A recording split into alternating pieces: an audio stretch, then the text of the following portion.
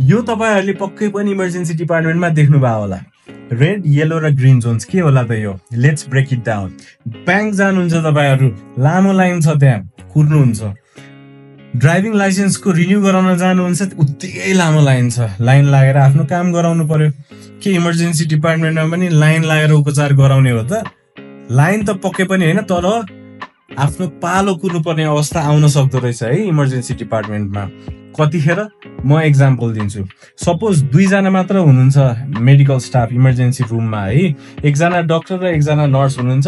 2 जना पेशेन्ट एकैचोटी छिर्नु भयो। एउटा चाहिँ एम्बुलेन्सबाट ल्याइएको पेशेन्ट, एक्सिडेन्ट केस, टाउकोमा चोट लागेको, नाकबाट रगत बगिरहेछ, खुट्टामा फ्र्याक्चर छ, घाउ पनि खुलेको छ, ब्लिडिङ भइरहेछ हैन। अनि अर्को बिरामी 2 दिन अगाडि लड्नु भएको, एक्सरे गराएर फ्र्याक्चर छ कि छैन हेर्ने भनेर चेक गर्न आउनु भएको, खल्चङ बिस्तारै हिँड्दै आउनु भएको छ है त। अब तपाई विचार गर्नुस् त, यो 2 जना बिरामीलाई चाहिँ फर्स्टमा तपाई डाक्टर भएको भए कसलाई हेर्नुहुन्थ्यो होला?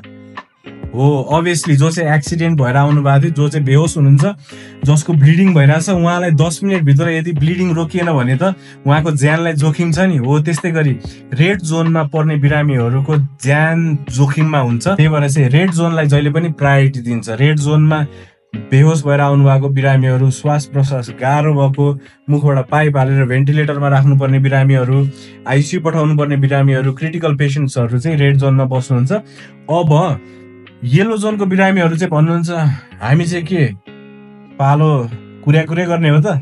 होइन। रेड जोन सकाइसकेपछि चाहिँ येलो जोनमा आउनुहुन्छ। उहाँहरूको पनि हेल्थलाई इक्वली इम्पोर्टेन्टली लिइन्छ।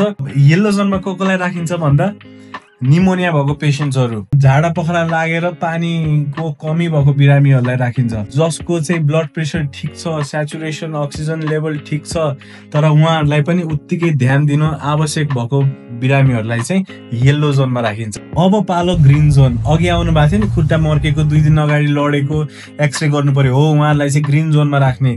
टिटानस भ्याक्सिन लाउनु पर्यो डाक्टर भनेर आउनुहुन्छ, उहाँहरूलाई पनि ग्रीन जोनमा राख्ने। रेबिज भ्याक्सिन लाउनु पर्यो, भिटामिन B12 को इन्जेक्सन लाउनु पर्यो भन्ने बिरामीहरू सँगसँगै ड्रेसिङ गर्नु पर्यो, घाउ सफा गर्नु पर्यो, सामान्य चोट लागेको छ त्यसलाई टाँका लाउनु पर्यो, हो उहाँ बिरामीहरूलाई चाहिँ ग्रीन जोनमा राख्ने गरिन्छ। अबदेखि हजुर इमर्जेन्सी रुम जानुहुन्छ र तपाईहरुलाई ग्रीन जोनमा राखेको छ, पेशेन्टली वेट गर्नुहुन्छ उपचारको लागि भने चाहिँ हजुरलाई धेरै धेरै धन्यवाद। किनकि हजुरहरूको पर्खाइले गर्दाखेरि कोही मान्छे रेड जोन अथवा येलो जोनमा चाहिँ आफ्नो ज्यान जोखिममा भएको बिरामीहरूको चाहिँ उपचार भइरहेछ। त्यसको लागि धेरै धेरै धन्यवाद।